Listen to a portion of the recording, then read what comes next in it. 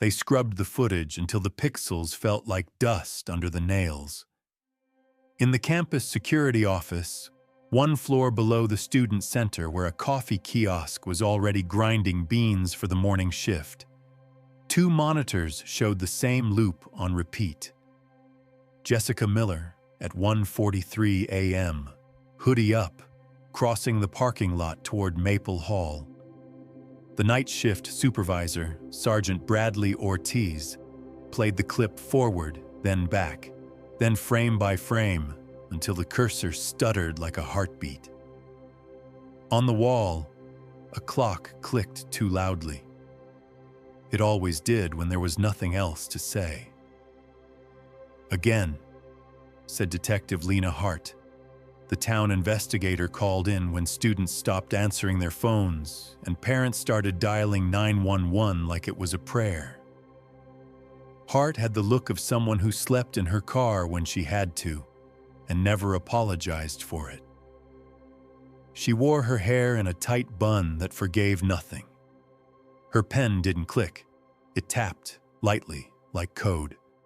Ortiz rewound. The timestamp glowed. 01:42:58, 01:43:00, 01:43:03. Jessica's stride was small but steady. The way you walk when you've convinced yourself the darkness is just scenery. A streetlight flared, flinched. Then, there, the glitch. The frame squeezed in on itself like a held breath. Horizontal lines banding across the image as if rain had fallen inside the camera housing. When the picture returned, Jessica was gone. Detective Hart leaned forward until her breath fogged the tempered glass. "What's the make on this camera?" "Varex," Ortiz said, not hiding the apology in his voice. "Installed 5 years ago. We update firmware quarterly." He clicked a different tab, a maintenance log with neat timestamps and checkboxes. No alerts that night. No power loss on the NVR. It's not an outage. "Then what is it?" Hart said. "A skip," Ortiz said quietly. A manual skip is possible if the stream is interrupted. For example, if the camera's network drop is unplugged for a second and reseated. The system will write over the gap with fast-forwarded frames when the feed returns. Hart didn't look at him. "That sounds like something a person could make happen." Ortiz didn't answer. He didn't have to. On the second monitor, a different angle from the lobby, Jessica entering Maple Hall at 11:47 p.m. and then leaving again. Smooth, ordinary. A life unspooling between two glass doors. Hart watched her face in the reflection as Jess tugged the hood tight and moved through the frame without looking up. "She doesn't carry a bag," Hart said. "She doesn't carry anything," Ortiz confirmed. "Card logs?" Ortiz pulled up the access report.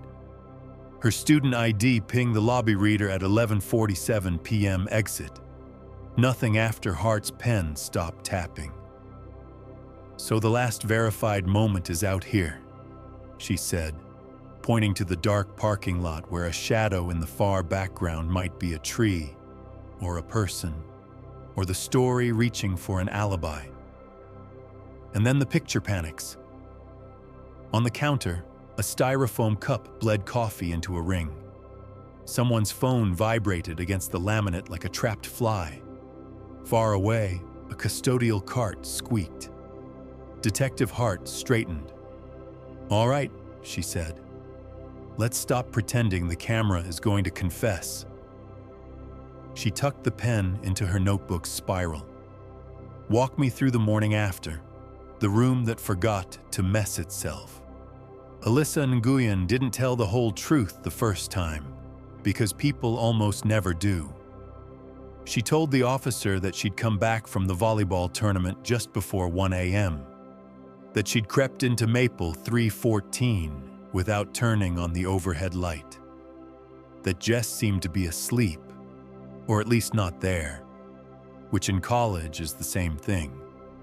She told them she brushed her teeth with her phone flashlight to be polite, set a 7:30 alarm for the farmer's market they'd promised each other, and crashed. All of that was true. What she didn't say, not at first, was the part about the key.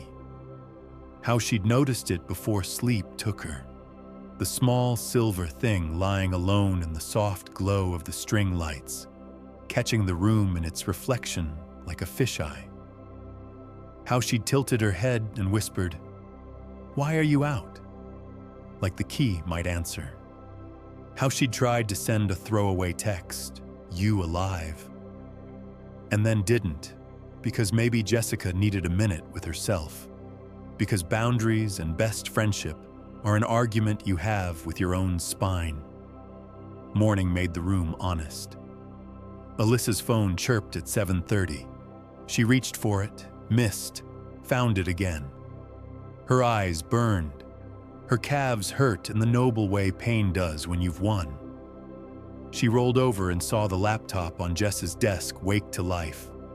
A paper titled "Monsters, Mirrors, and the American Mind," and a cursor blinking like a pulse caught between beats. "Jess?" Alyssa tried. The silence pushed back. She sat up, took in the stillness with the growing dread of someone who knows what normal looks like and sees it used as camouflage. The bed, made, the window, cracked the way Jess liked it. The key, still there, smug in the morning light. Alyssa crossed the room, touched the key with 2 fingers, felt the room tilt almost imperceptibly. She checked the bathroom, the lounge, the vending machines. She circled the floor twice and asked R.A. Miguel if he'd seen Jess. He hadn't. "She probably crashed somewhere after studying," Miguel said, but the statement landed like a guess auditioning as reassurance. By noon, Alyssa texted Megan, "Have you seen Jess today?" By 2, she called campus safety. By 3, a patrol officer asked her to sit on her own bed, while he took notes on a yellow legal pad that made everything feel less modern and more official, which is the trick yellow legal pads learn in the academy. Alyssa told the truth then. All of it. The key. The paper open on the laptop. The way Jess always texted back even when she didn't want to. The Friday night party. The boy with the hooded smile. "Ryan," she said, and wrote the last name on a post-it even though the officer would spell it wrong twice. "Cooper. He's complicated." Alyssa's voice did the thing it does when you've decided not to cry and your body files an appeal. The officer thanked her, which always sounds like you've donated blood. He bagged the key and the mouse pad it had slept under for 2 months, and the small white college envelope it belonged to, now empty. He photographed the desk, the bed, the windowsill, the dumb plant Jess tried to keep alive, and then forgot to water and then watered twice out of guilt. He asked if anything was missing. Alyssa said her phone and wallet were gone, but sometimes Jess took only her phone. And if Jess's phone was gone and the wallet was gone, why was the key here like a witness who wouldn't sit down? At 4:10 p.m., Alyssa tried Jess again. "Call me right now," and got the same silent planet of 3 gray dots that never matured into words. At 5:02 p.m., the officer said, "We're going to pull camera footage." At 5:03 p.m., Alyssa said, "Okay," like a person agreeing to bills. And at 5:04 p.m., she photographed the key on her own phone, as if keeping a picture of it would prevent the world from losing anything else. The first interview that wasn't Ryan Cooper showed up to meet Detective Hart in a jacket too thin for the weather. Like warmth was a bet he kept winning. He sat with his legs wide in the tiny interview room the town let the campus borrow. looked at the mirror, didn't bother pretending he didn't know it was glass on one side and eyes on the other. "Appreciate you coming in," Hart said. And the way she said appreciate did not include believe. "No problem," Ryan said. "I just want Jess to be okay." Hart smiled in a way that meant go on. He told her about the party on Friday, the greenhouse on Cedar with the porch that creaked and the playlist that sprinted. He said they arrived together around 11, that they stuck close until just after midnight when he had to handle something with a guy who owes everybody money. He rolled his eyes, a practiced motion. He said Jessica sometimes got overwhelmed at parties and went outside for air. She probably went back to the dorm. He said he walked her to the door at 4:30 a.m. Saturday morning. "We're night owls," he grinned, and that she texted him in bed. "Good night." He held up his phone like a badge, the screen showing a lock screen photo of a car on a bridge and a stack of unread notifications that meant nothing about character and everything about habit. Detective Hart didn't write any of that down yet. "Tell me about your relationship," she said instead. "We're good," Ryan said. "Or we were. I mean, we had a rough patch this week. She's stressed, classes, stuff with her family." "You know," he shrugged. "But Jess knows I've got her.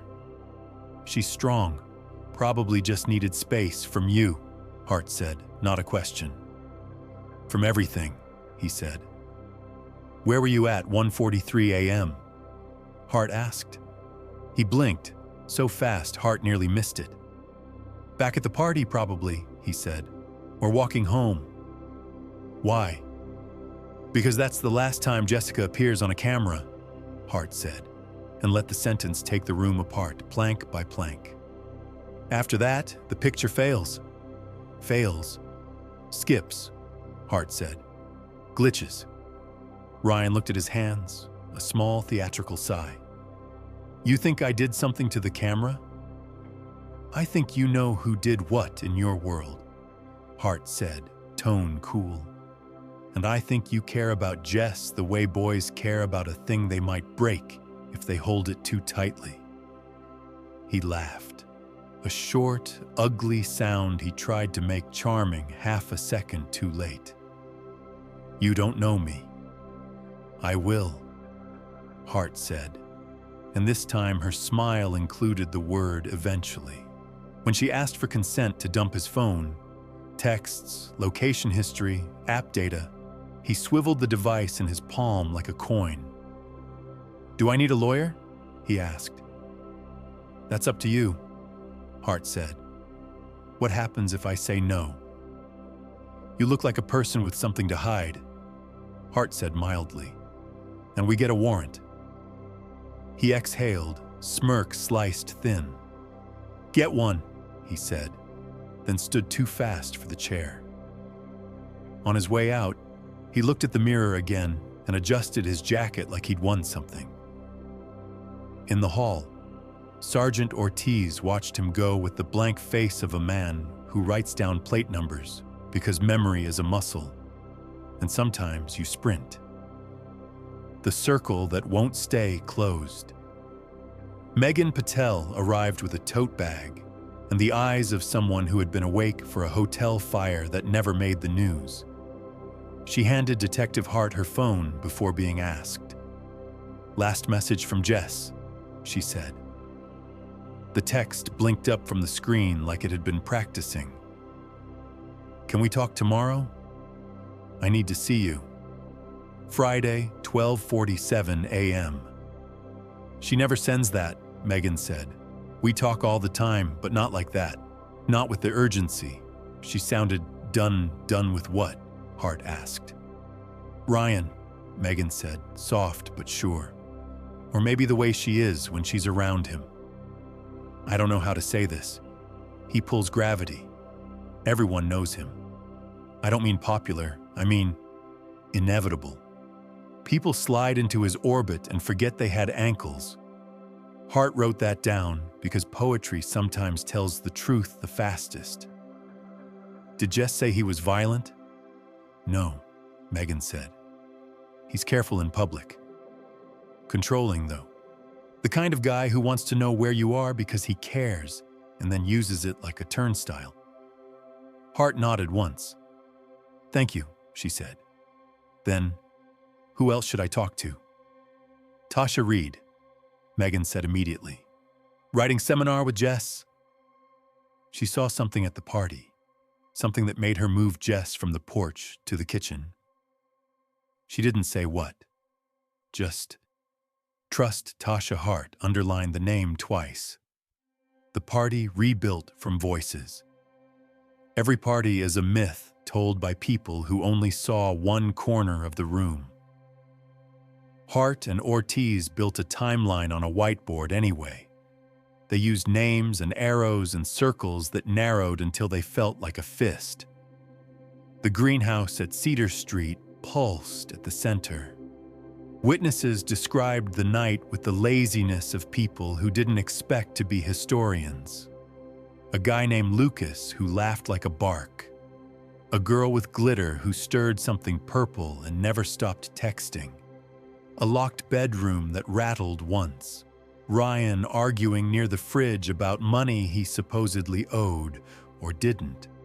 Jessica in the hallway mirror looking like she wanted to be somewhere that didn't exist. Tasha sat with Hart in the student center by a window that tried its best to be light. I moved Jess to the kitchen, Tasha said. No big reason, big vibe. What vibe? Hart said. You know when you're at a concert and you're having a good time, but then a ripple moves through the crowd and you realize something's wrong even before your brain assigns words? Tasha twisted the ring on her thumb. That vibe. Hart waited. There was a man on the porch with her, Tasha said. Not Ryan. Older. Not a student. He stood too close and talked too soft. Jess looked small in front of him. Can you describe him? White. 30s, maybe 40s. Ball cap. Dark jacket with reflective tape on the sleeve like a work coat. I moved Jess to the kitchen because kitchens are safer. Too many women, not enough excuses. Did he follow? Hart asked. No, Tasha said. He watched. Hart wrote, older male, reflective sleeve, watching. Then, not Ryan. Could he be campus facilities? Ortiz asked later, tapping the note. Third-party contractors sometimes cut through cedar when they miss a turn. Night shift guys wear reflective tape. Or he's someone who owns a jacket and knows watching is cheaper than walking, Hart said. Either way, I want every maintenance shift list for Friday. And I want to know who on Cedar has cameras pointing at the street. Most of them are fake, Ortiz said.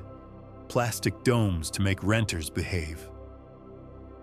Most isn't all, Hart said. She also wanted ride-share logs, taxi stands, traffic cams at the intersection where the chain-link fence ended, the convenience store clerk's eyeballs at the gas station, and a list of students who had been written up in the past year for tampering with security equipment, because some habits repeat. And sometimes the person who unplugged a camera for a prank learns the muscle memory for when it matters less. The map that keeps changing. By Tuesday, they had footage from a doorbell camera 3 houses down from the greenhouse, a wide shot of Cedar Street at 1:07 a.m. The resolution was the kind juries hate. In the lower left, 2 figures blurred past, one taller, one with a hood drawn tight. The taller one gestured, not angry, not kind, just directing. A car idled near the flickering streetlight, then slid forward, then stopped again like a driver practicing patience. Is that Ryan? Ortiz asked. Maybe, Hart said. but maybe as a lie we tell ourselves to go to lunch. She zoomed on the taller figure's sleeve. The pixels turned into a constellation that didn't know any shapes. "If that's reflective tape," she murmured, "I'll eat this monitor." She didn't eat the monitor. She called facilities. A supervisor named Kara Bloom answered on the second ring with the voice of someone who had been told to cooperate and planned to comply precisely. Hart asked about night shifts, emergency work orders, and any contractor badges that pinged campus after midnight. Bloom hesitated. "Friday?" "Yes." There was a call out on the steam plant side. Sensor fault that didn't end up being a fault. A contractor responded. "Name's Cole Anders. He's with a company we use for after-hours electrical description." Late 30s, ball cap, navy jacket with reflective tape. Hart stared at the ceiling like it had decided to be interesting. "Does Mr. Anders have any business on Cedar Street?" "He'd park at the plant," Bloom said. "Cedar isn't on his route." "But I can't tell you where he parked." "Can you tell me if he ever got a campus badge?" "He used a temporary contractor badge to enter the plant at 12:54 a.m., Bloom said, papers flipping on her end. "Exit at 1:21. That's all I have." "So he was free," Hart said. "Between 1:21 and whenever he wanted."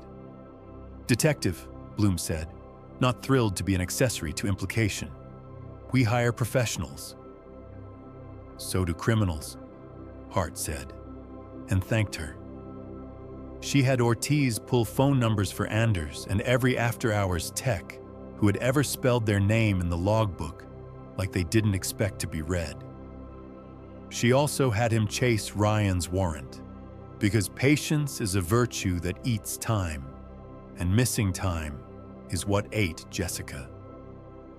The judge signed at 3:42 p.m. The dump began an hour later, the device coughing up location points and text threads and internet searches like a confession that didn't know it was one. Hart skimmed with the speed of fluency.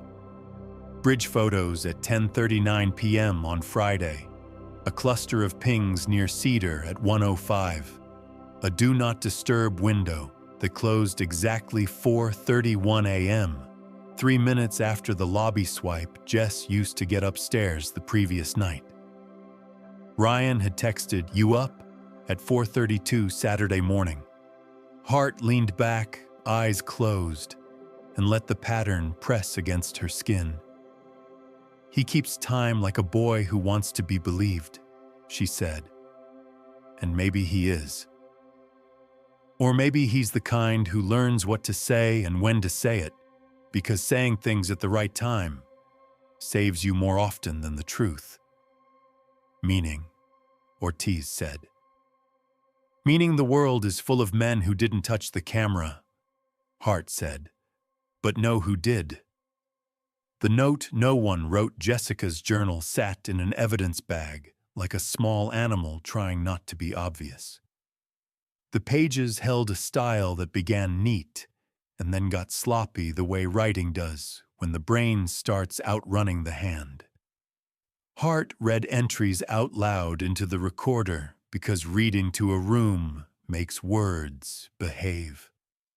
October 12th. Ryan says he'll stop drinking for a bit. I offered to do it too. He laughed. "You're dramatic." I know he didn't mean it to hurt, but it did. Maybe I am dramatic. Maybe I want something I don't have a name for yet. October 23rd. Saw the guy with the cap again on Cedar. Not school. Not a party guy. Construction. He looked at me like I was late to something I didn't know about. November 2nd. It's like a hum. Someone behind me, even when no one is. Not always Ryan, which is somehow worse. I don't think I'm paranoid. I think I'm awake. Hart set the journal down and breathed through her nose until her lungs remembered. She looked at Ortiz, who had the decency to look angry. "Get me Cole Anders," she said. "If not him, I want the name of every man who owns a reflective jacket within a mile of this campus." "And if it wasn't a man?" Ortiz asked. "If the shadow's a camera artifact and all we really have is Ryan and the gap?" "Then it's Ryan," Hart said simply. "But the world keeps inventing third options, so we don't have to be certain. And I would like certainty if it's handing out samples. A door that opens the wrong way." By dusk, Hart and Ortiz took a drive. The kind that looks like a break but isn't. Windows cracked to let the air argue with the heater. They rolled past Maple Hall, its glass yawning warm. Past the quad, now a skeleton of benches and bare branches. Past Cedar Street, where the greenhouse had already learned to look innocent in daylight. They parked at the steam plant. Brick, older than it wanted to be. A place with doors that always smell like dust. A security light flickered and stayed on. Hart tested the contractor door. It opened with a badge, Ortiz's master key. But the reader blinked red at their lack of respect. Inside, a custodial worker pushed a mop like a priest with a censer. He didn't look up. Machines hummed. The floor was stained in squares that told a story about leaks that had been forgiven. "Where would a guy go to smoke?" Hart asked. Ortiz pointed to an exterior stairwell that led up to a service deck overlooking a small side lot. Cigarette butts gathered in the corner like a bitter confetti.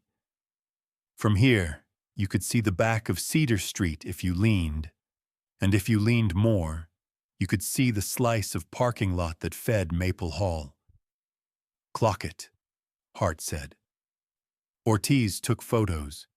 The angle, the sightline, the distance that felt short at night and long in the day. Hart imagined a man in a cap, checking his phone, rolling his shoulders, watching a street that belonged to other people. She imagined him stepping away when footsteps approached, the way you do when you don't want to be a detail, only a rumor. "Detective?" Ortiz said, nodding at the asphalt. In the corner of the lot, near a drain grate that needed the kind of maintenance that never makes the budget meeting, a small plastic rectangle lay on its face, scuffed, almost invisible unless you were looking for the world to give you something. Hart crouched, gloved, picked it up, a contractor's badge, expired, Cole Anders in printed type. No photo, just a barcode and a number. The lamination had a hairline crack. "Old issue?"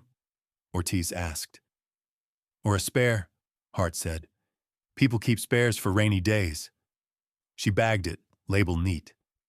On the way back to the car, she looked up at the night and found the first star too easily. The call that moves the needle. At 9:12 p.m., Kara Bloom from facilities called back. "Detective Hart? You asked if any other badges pinged the plant that night."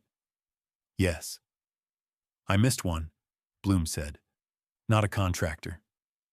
A student worker, electrical engineering major. He's paid to sit the control desk on weekends if there's an alert and call us if it's real." "Name?" "Owen Price," Bloom said. "Sophomore. He logged in at 12:40 a.m. and out at 1:35, which is odd." "Odd how?" "He wasn't scheduled," Bloom said.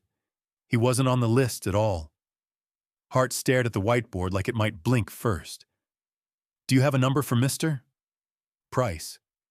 Bloom did. Hart dialed. It rang 6 times and went to voicemail that tried to sound older than it was. Hart didn't leave a message. "Student worker," she said to Ortiz, half to herself. "Access to the plant. Knows the back paths. Young enough to be invisible. Old enough to know how to pull a cable and seat it again." "You think Owen pulled the camera drop?" Ortiz said. "I think Ryan likes people who do things for him." Hart said. And I think students like to be useful to men who spend their lives being sure. She texted the number anyway. This is Detective Hart. Call me back now. 10 minutes later, Owen called. His voice came small, courage on loan. Is Jess okay? He blurted, like the question had been chewing on him for days. Tell me where you were Friday night, Hart said, skipping sympathy the way a surgeon skips dessert. I was at the plant, he said, too fast. There was an alert. It wasn't real. I reset the panel. Who called you in? Hart asked. Silence then. I don't remember. I'll help, Hart said. Was it Ryan? Ryan who? Owen said, textbook mistake. The one who needs other people to turn screws, Hart said. Did he ask you to check a thing that didn't need checking? Did you unplug a network drop and plug it back in again because he told you the camera was stuck and he didn't want campus to panic? Did he say, 2 seconds, man, do me a favor? Owen breathed like a runner. He said it was a prank, okay? A dumb thing with his friends. He said the drop would reset their view. I didn't touch a camera. I touched a switch. Which switch? The network cabinet at the north lot, Owen said, voice cracking. Just 2 seconds, in, out, exactly at 1:43 a.m., Hart asked. Silence is a ledger. This one balanced slowly. Yeah, Owen whispered. He texted me the time. Meet me at the station, Hart said. Bring your phone. She added almost gently. We're going to need you to remember everything. Owen cried without making a sound. Then he said, okay, and hung up. Ortiz didn't cheer. Professionals never do. He rubbed his eyes with the heel of his hand and looked 10 years older and 20 pounds lighter.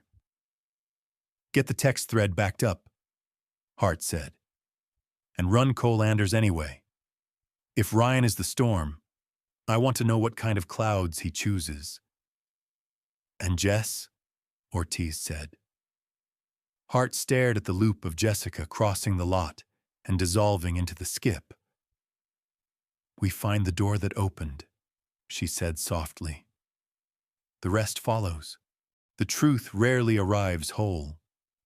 It comes in fragments, texts that survive because someone forgot to delete, receipts that curl in the heat of a dashboard, cameras that see what eyes miss. By Tuesday night, Detective Lena Hart had collected enough fragments to feel the shape of something. Not a body, not yet, but a story trying to be heard through static. Owen's confession. The student worker sat hunched in the narrow chair, his knees bouncing like a metronome. Owen Price, sophomore, electrical engineering, hands too clean for the dirt he had dragged himself into.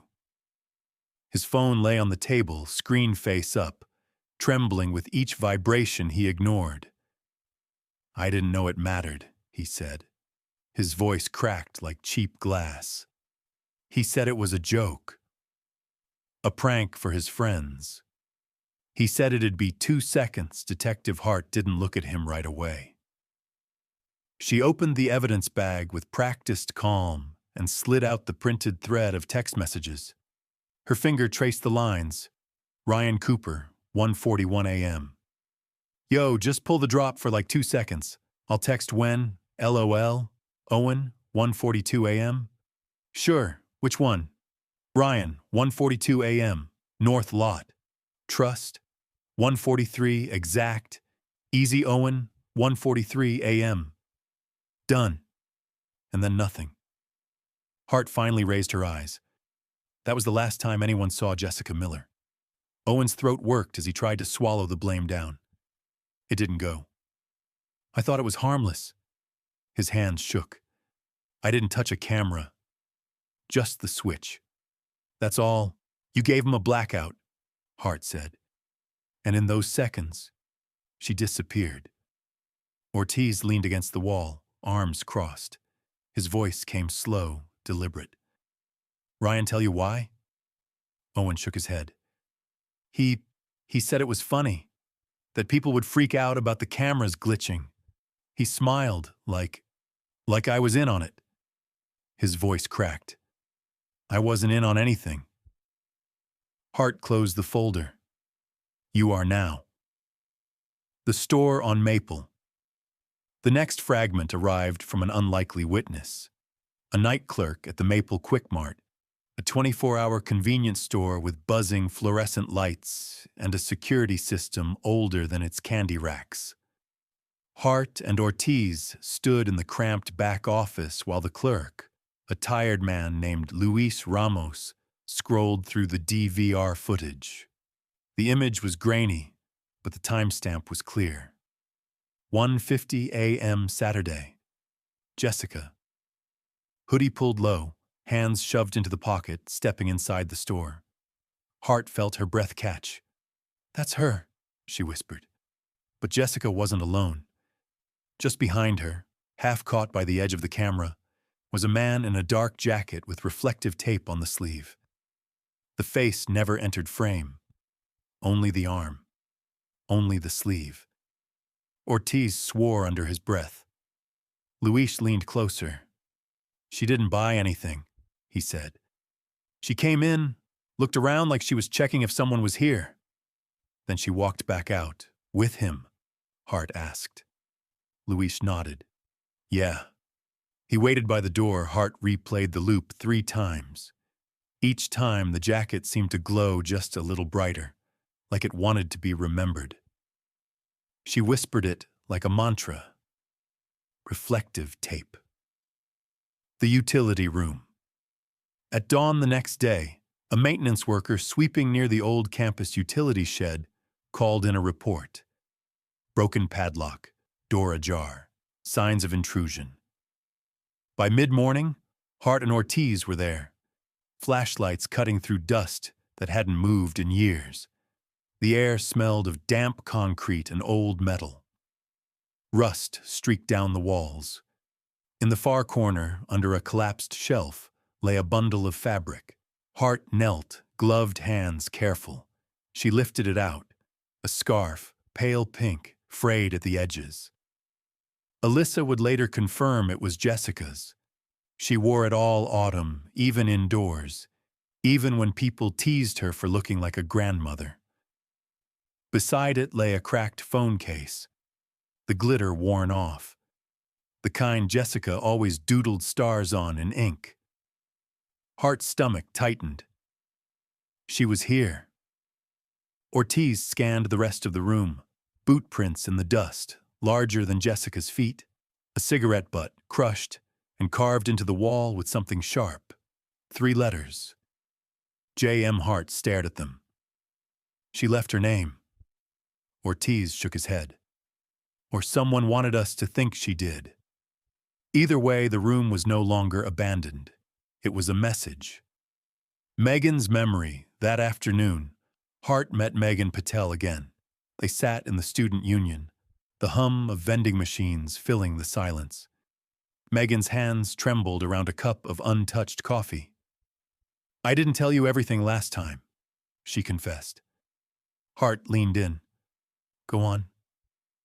2 weeks ago, Jess told me. She said she felt watched, not by Ryan, by someone else. Megan's eyes welled. She wouldn't say who, just kept repeating, it's not him. That's the worst part. Hart wrote it down slowly, carefully. Not Ryan, she echoed. Megan nodded. She was scared, detective. But not of the person everyone thinks. Hart tapped her pen against the notebook. Then we're hunting 2 wolves. Ryan's arrest. By Thursday night, Ryan Cooper was in cuffs. The phone dump showed him within 300 feet of the Maple Quick Mart at 1:52 a.m. His alibi collapsed under the weight of GPS pings and silent stares. He laughed in the back of the cruiser, a hollow sound that made Ortiz grip the wheel tighter. You think I'm stupid enough to do something on camera? he sneered. Please. In the interrogation room, he leaned back and smirked. So she ghosted. Big deal. Girls do that. You'll see her when she's ready. Hart dropped the printout of Owen's texts onto the table. The smirk flickered. You set the blackout, she said. You knew the time. You told him when Ryan's eyes hardened, but his smile stayed fixed, like a mask he couldn't pry off. You got no proof of anything else? Hart leaned forward, voice low, steady. Not yet. The final glimpse. Late that night, Ortiz burst into Hart's office, face pale. Detective, you need to see this. It was from a traffic camera at the Cedar Street intersection, time-stamped 1:56 a.m. The angle was distant, blurred by drizzle, but clear enough. Jessica crossing the street, hoodie up, head down. Beside her, keeping pace, was the man in the reflective jacket. Hart froze. Not Ryan, she whispered. The man's face was turned away, swallowed by shadow. But the sleeve caught the light of the traffic signal, glowing like a warning. Jessica's last recorded step on Earth. Truth doesn't arrive with fanfare. It drips, slow, deliberate, until the bucket underneath can't hold anymore. The utility tunnel. By Friday evening, Hart and Ortiz were following fresh footprints across the old maintenance yard. They trailed into a narrow tunnel entrance, half buried behind overgrowth. The air smelled of damp soil, mold, and something chemical. Inside, scattered cigarette butts, a stained blanket, a half-empty water bottle stamped with the Quick Mart logo. And, under the beam of Hart's flashlight, the corner of a student ID lanyard snapped, the name half visible, Jessica M. Ortiz whispered, she was here. Hart's jaw tightened. Or she left it. Owen's phone. At the same time, Owen Price's phone records painted the last strokes of Ryan's involvement. Hidden in a deleted folder, a single audio clip remained. A voice memo, 38 seconds long.